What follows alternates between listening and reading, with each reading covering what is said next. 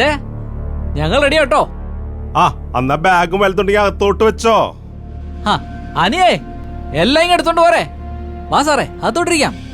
ഇല്ലില്ല, എന്നെ 2 പ്രാവശ്യം ഇവിടുന്ന് ഇറക്കി വിട്ടതല്ലേ, ഞാൻ ആ ഷെഡിൽ ഇരുന്നോളാട്ടാ. ഓ അതൊന്നും കുഴപ്പമില്ല സാറേ. അതിനു മുൻപേ ഒരു പഴയ ഗൃഹനാഥ ഇവിടെ വന്നിട്ടുണ്ട്. പഴയ ഗൃഹനാഥനോ? അതാരാ?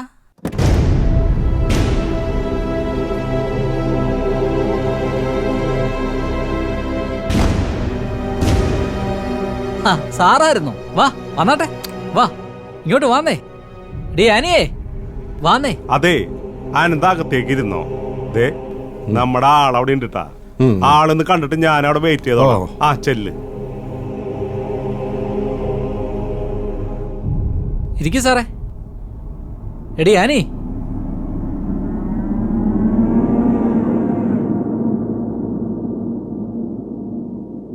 പേടിക്കണ്ടാട്ടാ, പൊറുതിക്കൊന്നും വന്നതല്ല. കത്തിയൊന്നും എടുക്കണ്ടാട്ടാ.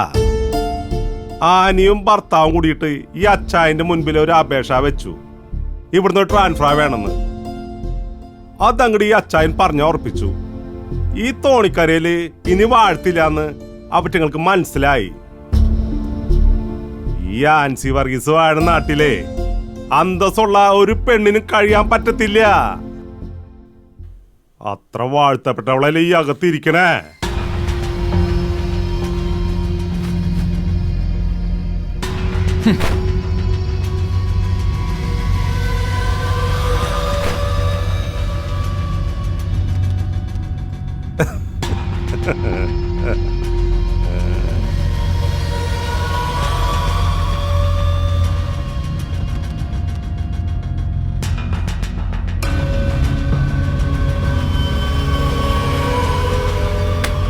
ഇയാൾ എന്തിനാ വന്നത്?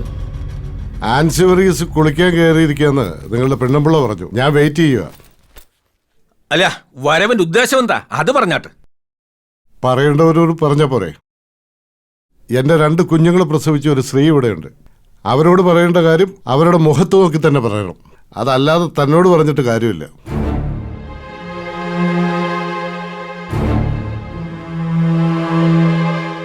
പറയാനുള്ളതൊക്കെ ഇയാൾ കോടതി പറഞ്ഞില്ലയോ? അവക്ക് പറയാനുള്ളത് അവള് KJ ശിവലിംഗ്സിയോട് പറയുകയും ചെയ്തു. പിന്നെ ഇയാൾക്കെന്താ ഇവിടെ ഒന്ന് മുഖത്ത് നോക്കി പറയാനുള്ള കാര്യം?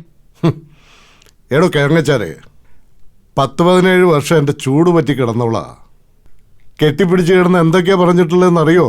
എന്റെ ചെവിയില് എന്തൊക്കെയാ അവള് പറഞ്ഞത്? അക്കാര്യങ്ങളൊക്കെ തന്നെ അറിയിച്ചിട്ടായിരുന്നോ? ഇല്ലല്ലോ. താനേ ഈ താലി കെട്ടി പൊറുക്കാത്തവനായതുകൊണ്ട് തനിക്കതിന്റെ വകുപ്പൊന്നും അറിഞ്ഞുകൂടാ. ഇവിടെ കൂട്ടുകിടപ്പ് മാത്രമല്ലേ ഉള്ളൂ. ഏതോ കോളനിയിൽ നിന്ന് വന്നൊരു സൂക്ഷമ. ഇത് എത്രാമത്തെയാണെന്ന് തനിക്കല്ലോ കണക്കുണ്ടോ? ഇല്ലല്ലോ. ആൻസി വർഗീസും ആ എണ്ണം വച്ചിട്ടില്ല. അതുകൊണ്ടാണ് എന്നെ എന്റെ കുടുംബക്കാരെ ഇങ്ങനെ ആക്രമിക്കാൻ വേണ്ടി ആ മറ്റവന്റെ കൂടെ ചേർന്ന് ഷോ നടത്തിക്കൊണ്ടിരിക്കുന്നത്.